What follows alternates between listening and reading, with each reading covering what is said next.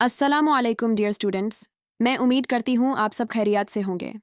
आज के लेक्चर में हम एज़रा पाउंड की मशहूर पोएम पोर्ट्रेट ड्यून फार्म की लाइन बाय लाइन ट्रांसलेशन और एक्सप्लेनेशन डिस्कस करेंगे। इससे पहले हम इस पोएम की समरी, थीम्स और लिटरेरी डिवाइसेस पर लेक्चर बना चुके हैं, जिसका लिंक डिस्क्रिप्शन में मौजूद है। अगर आपने वो नहीं देखा तो पहले वो सुन लें ताकि आपको कॉन्टेक्स्ट समझ आ जाए। चलिए आज का लेक्चर स्टार्ट करते हैं। Section 1, the Sargasso sea. English. Your mind and you are our Sargasso Sea. London has swept about you this score years, and bright ships left you this or that in fee. Translation. तुम्हारा ज़ेहन और तुम हमारा सरगसो सी हो। London ने तुम्हारे गिर्द 20 साल गुजारे और रोशन जहाज़ों ने तुम्हें ये या वो छोड़ दिया इन आवाज़ में। एक्सप्लेनेशन। स्टूडेंट्स, यहाँ सरगासो सी अटलांटिक ओशन की एक ऐसी जगह है जहाँ पानी स्टैटिक रहता है और वहाँ सीवीड या कचरा जमा होता रहता है। पाउंड इस औरत के ज़ेहन को इसी समंदर से तशबीह देता है।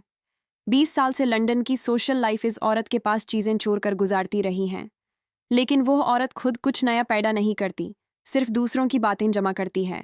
Section 2, borrowed knowledge. English. Ideas, old gossip, oddments of all things, strange spars of knowledge and dimmed wares of price. Great minds have sought you, lacking someone else. Translation. ख्यालत, पुरानी गपशप, हर चीज़ के टुकड़े, अजीब सी मालूमत और धुंधले कीमती सामान। बड़े जहनों ने तुम्हें तलाश किया, किसी और की कमी की वजह से। एक्सप्लेनेशन। यहाँ पाउंड थोड़ी आयरनी इस्तेमाल कर रहा है। वो कहता है कि बड़े बड़े अक्लमंद लोग इस औरत के पास आते हैं, मगर इसलिए नहीं कि वो बहुत ब्रिलियंट है, बल्कि इसलिए क्योंकि उन्हें किसी और की कमी महसूस होती है। वो उसके पास तब आते हैं जब उन्हें बेहतर ऑप्शन नहीं मिलता। Section 3, the choice of life. English. You have been second always. Tragical? No, you preferred it to the usual thing. One dull man, dulling and uxorious. One average mind, with one thought less each year. Translation. तुम हमेशा दूसरी रही हो। क्या ये दुखाट है? नहीं, तुमने इसको उस मामूली रिश्ते पर तरजीह दी। एक बेजोक मर्द जो अपनी बीवी का गुलाम हो, एक आम ज़ेहां जिसमें हर साल एक ख्याल कम होता जाए। एक्सप्लेनेशन। स्पीकर सवाल करता है कि क्या सेकंड चॉइस होना ट्रेजेडी है?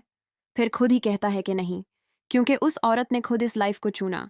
उसने एक बोरिंग शादी और दुल शोहर के मुकाबल में इस इंटेलेक्चुअल सर्कल का हिस्सा रहना बेहतर समझा। Section 4, the investment and final truth. English. Oh, you are patient. I have seen you sit hours where something might have floated up. And now you pay one. Yes, you richly pay, but shall our phantom pay you with real coins? Translation.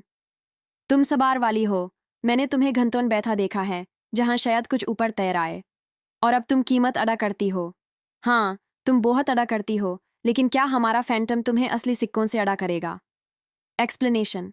वो औरत अपना वक्त और तवज्जो invest करती है इस उम्मीद में कि कोई गहरी बात सीखने को मिले, लेकिन स्पीकर सवाल उठाता है कि क्या जो बदले में उसे मिल रहा है वो असली है या सिर्फ एक धोखा है। English. In the whole and sum of it, what is gained? Nothing that's quite your own, yet this is you. Translation. इस सब का मुकम्मल हिसाब में क्या हासिल हुआ? कुछ भी जो बिल्कुल तुम्हारा अपना हो, फिर भी यही तुम हो। एक्सप्लेनेशन। ये पोएम का सबसे इमोशनल और इम्पॉर्टेंट हिस्सा है। इतने सालों बाद भी उस औरत के पास अपना कुछ नहीं है, सब कुछ बोरोड है, लेकिन यही उसकी पहचान बन चुकी है। तो स्टूडेंट्स, ये था हमारा आज का lecture. Modernist point of view से पाउंड ने दिखाया है कि कैसे लोग सिर्फ चीज़ें कलेक्ट करते हैं, मगर उनके पास अपनी कोई क्रिएटिविटी नहीं होती।